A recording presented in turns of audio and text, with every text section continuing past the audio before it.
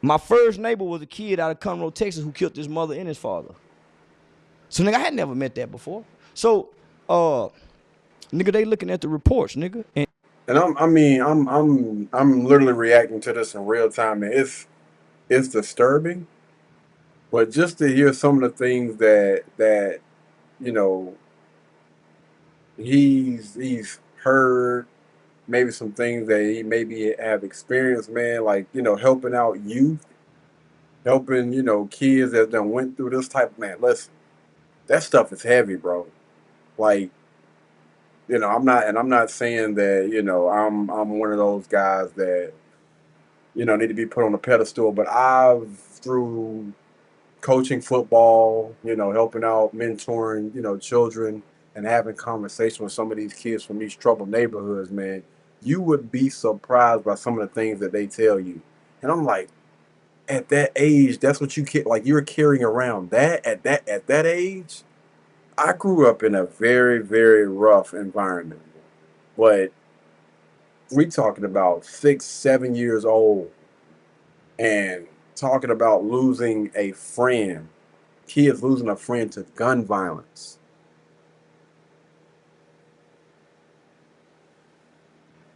It's crazy, bro.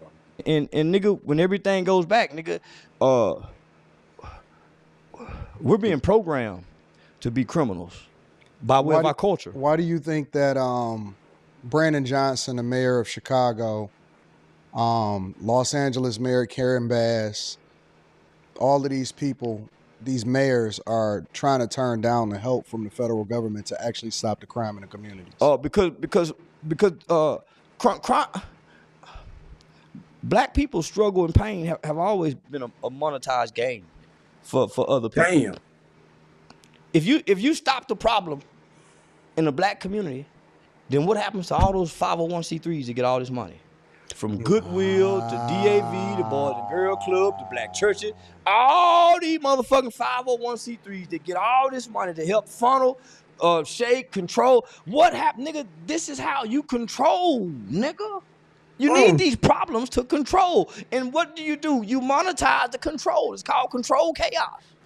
This right here is just blowing my mind. Like the wow moment that he just got. I was literally listening to some content the other day, and I was driving around. I think I was on the highway. I don't know if I was coming from Columbia or something like that. And I briefly remember what they were talking about, but they were like, yo, why in the world, won't these elected officials and stuff step in and help these people? And they was like, yo, because they're getting paid. Like the more crime, the more issues and stuff that they have in their city, like they're getting a big check because of that.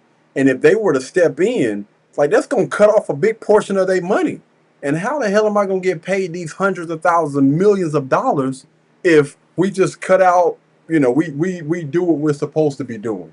No, no, these people are just gonna suffer because we need to get paid. It's always a money thing. It's always a monetization thing. And again, the more that he speaks, man, everything is freaking lining up. You know what? One of the things that he does speak on a lot, and he just got off of MSNBC, Brandon Johnson, the mayor of Chicago, is he keep talking about these forming more community groups, asking for $800 million more dollars. Everybody who wants to help the black community is somewhere asking for somebody to get him some money.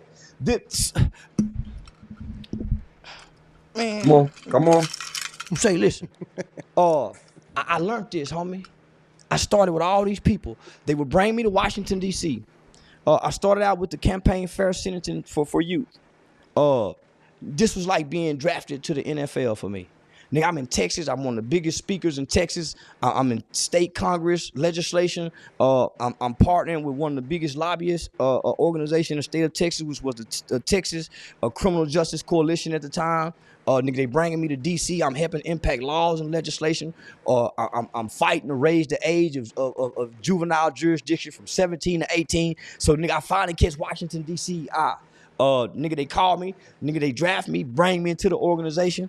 But I'm too vocal, and I don't want to polish. And they know I can polish. If they can polish me, nigga, I'm a poster child for the nation. And there it is right there. Again, everything that he's speaking about, everything that he's talking about, most people are going to graze past that. They don't never talk about all the things that he has done on up until this point, because again, all of the clickbait and, the reason why he tends to go viral is because of, some of the controversial things that he says. But I wish that a lot of people would really do their history on Charleston White, like really do your history. Because again, this guy is literally out here just playing a character to make sure that he get paid. And see, he got to the point where he could have continued to level up. But that's the thing about being, a part of certain groups, certain organizations, maybe even the government.